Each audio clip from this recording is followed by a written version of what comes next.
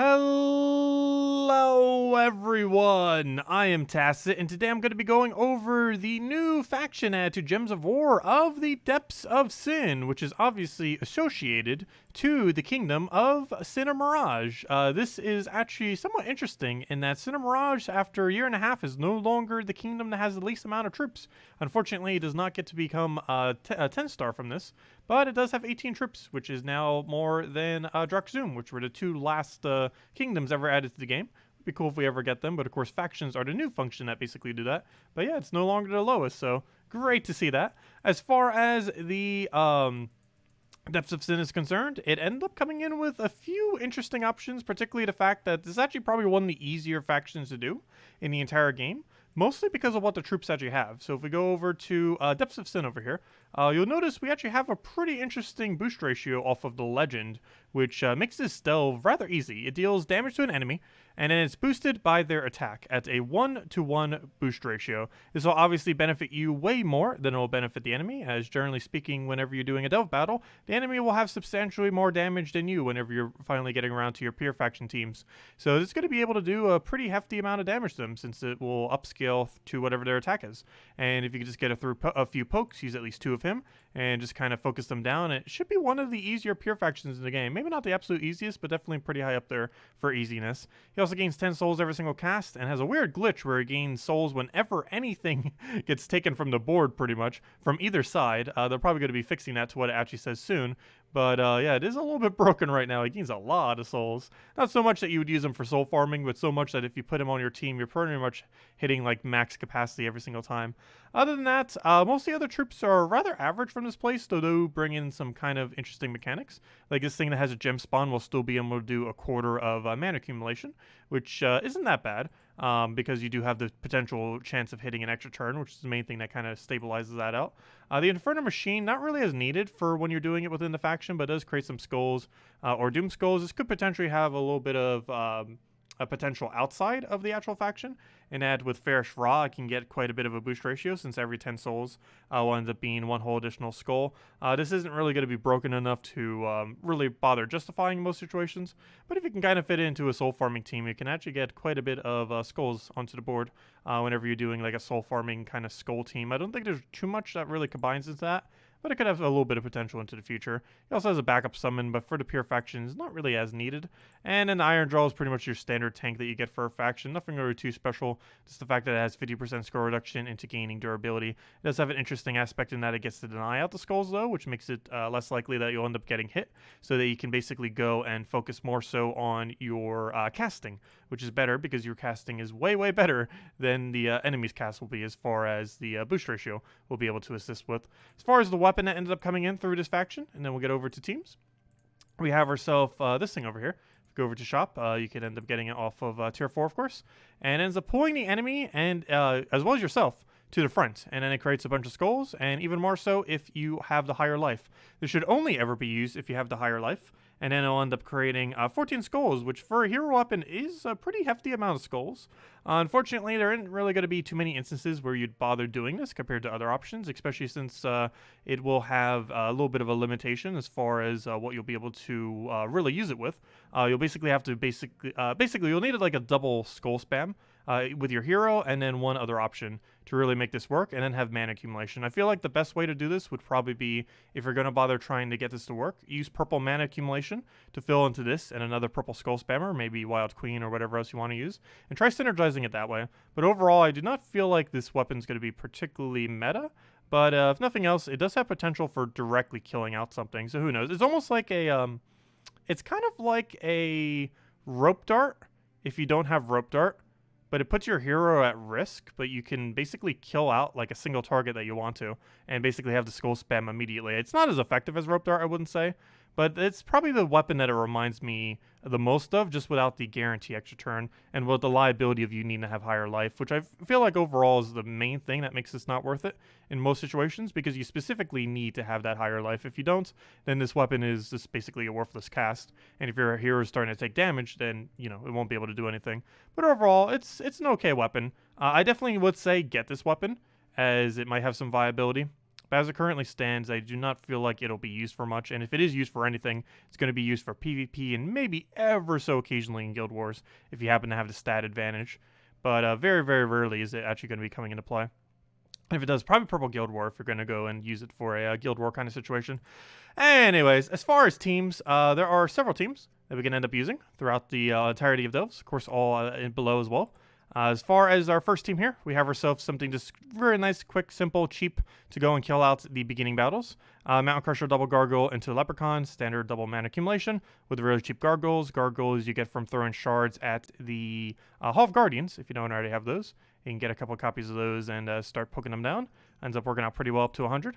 The other one, which is what I ended up going with, if you have a Phoenicia laying around, Writhing Staff Phoenicia Leprechaun into Maraji Queen. Ends up working out fantastically well. I think I actually lasted to about 150, depending on how many potions you go. It could theoretically go all the way.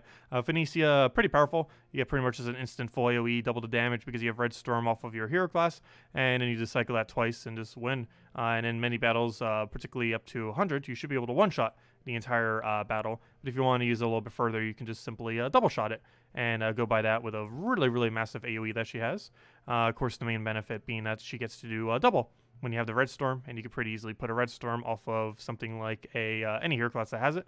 Or if the battle is going to be going on for a while, you could use Sun Spear, which has perpetual Red Storm, and end up doing it that way. But yeah, it works out really, really great at that lower level range. So something for the cheaper end, for more so mid-range, but for running through the entirety of the event. This is actually what I ended up running through this time around. Been a while since I really bothered with Tesla and factions, but ended up working out decently. It's Mountain Crusher Leprechaun into Double Tesla. Double Tesla, of course, main benefit of her is she deals scatter true damage. So this is basically like a Rowan, but for true damage. It ends up boost ratio based off of all the armor on your team as well as the opposing team. And the opposing team is more so the reason why this is viable, since as the enemy's stats keep getting way, way higher than yours, you'll be able to boost ratio off of it in order to do more damage. So even as they're getting stronger, so is your damage output. So it ends up working out quite nicely. And yeah, it's just a really big, heavy true damage hit. It's basically like an inverse Rowan in a way. But it's basically true damage Rowan, is essentially what Tesla is. And other than that, there's a couple of things that you could run for a higher team. You could end up running Zugoff, Skull Spam. You do have access to red and purple. However, for this team, I just end up going with a Yasmine's Pride Ketras. Ends up working out pretty well. You use your Leprechaun to go and mana accumulate, Yasmine's Pride them, and then you have a nice solid double Ketras and simply go kill them out. And ends up working out nicely. And other than that, Pure Faction, which is one of the more noteworthy ones. Ironjaw, gosh, I shouldn't have even tried saying his name. Deminaga, and then the Tartarus is what you would end up using. Double Tartarus is pretty much mandatory. This delve is pretty slow. It's super safe, but really, really, really slow. But our double Tartarus is kind of your way of speeding up a little bit because you'll have the big boost ratio based on their attack, and you just keep poking them, chipping them down slowly over time until they eventually die. And that's pretty much the whole game plan there. You use your Ironjaw and buff him up whenever you are getting close to dying. Keep using his 50% score reduction to stay alive on there. And then you use this whenever you want to just go and mana accumulate. You sometimes want to wait till the enemies uses their first. If there's not that many purple on the board, make sure they miss. And then you just do your follow-up and get pretty much your full team to full mana. And it ends up working out quite nicely. And just for the sake of doing a battle, we might as well go do a battle. So I believe I still have it on copy-paste. So let's go to the event right over here and just get a battle in, messing with one of the teams. So we're at 500 right now, of course, since we already completed out the entirety of the event. That's actually not the team I wanted to use. That's, of course, the Pure Faction team. And no, we did not actually have one on copy paste right now, so let me go get that. I thought I had the Tesla team on it. Well, let me go fix that. We'll go get the Tesla team. Let's see, where's the Tesla team? This was the Tesla team, something nice in mid-range. Quite a few people probably have double Tesla. And if you haven't crafted a Tesla yet, if you see her around, definitely worth considering. She is one of those few legends that is arguably worth going for in early game. It's one of the ones that are slightly less so, but still worth considering. But anyways, let's go over to here, go over to the event, and let's get battle down. So let's go and paste that right in there, and should be good to go. So let's go run with this. You can end up running this with a different hero class, and I actually am. I was kind of just there to go and gain some EXP, so we are going to go and switch to Titan, of course, so that we can tank a little bit better here and not die, because now we gain barrier every single brown, and also gets to start with Brownstorm, which would be good for our first Leprechaun cast because it'll help get us rolling. But we'll go and we actually have a drop there, so let's go for that. Looks like we're already rolling even without it. Get ourselves a nice Leprechaun, and now we basically start spamming the Teslas. The other one's not at full mana range. I am going to go for the mana here, just to make sure we get Tesla to Tesla, because the 2 mana that we would have accumulated would not have been enough in that situation. But we'll go for a Massive Explosion, go for another Massive Explosion, and pretty much be good to go. Let's go take this, take that, and that should hopefully be enough mana. Unfortunately, a little bit short, but we get it off of 1 more. Ideally, get an extra turn as we do, and then it just wipes. And you basically just rinse and repeat that for every single battle. Really safe, upscales through the entire time. Apparently, we just got a pet from someone in the guild. Thank you. And we'll need to go do that in a little bit. But anyways, that's pretty much the faction. Pretty straightforward one. The treasure rooms are all the way over to tier 4 room as well. Or sorry, this room over here and this room over here. Obviously, the actual rarity of it changes. But these 2 all the way over here, this one right here, and this one right here are guaranteed treasure room. The path to do this is either going straight down the middle, which is what you do if you're doing rush method, or whenever you're doing pure faction, just rush straight to the middle there by doing the first battle, the second battle, and then the third battle. And if you want to do the treasure rooms, you kind of just dip over to the 2 sides, take the 2 treasure rooms last in multiplier order. So it'd be you'd basically do that battle, do that battle, do this battle, do that battle, do that battle, and then do that battle. And you basically want to save the 2 treasure rooms for last every single time, just so you can maximize on their little bit of extra loot that they end up having. You could do it strictly in multiplier order if you were caring most about leaderboard. However, if your main goal is simply just to go and gain the most amount of loot as you're progressing through and just trying to get all rewards, it's probably best just to go in treasure room last, just to get a little bit of extra value there. But anyways, guys, that'll pretty much wrap it up for this video. If you still have any other questions, feel free to leave it in the comment section below. I will catch all of you guys later, and thank you all so much for watching. Goodbye, everyone!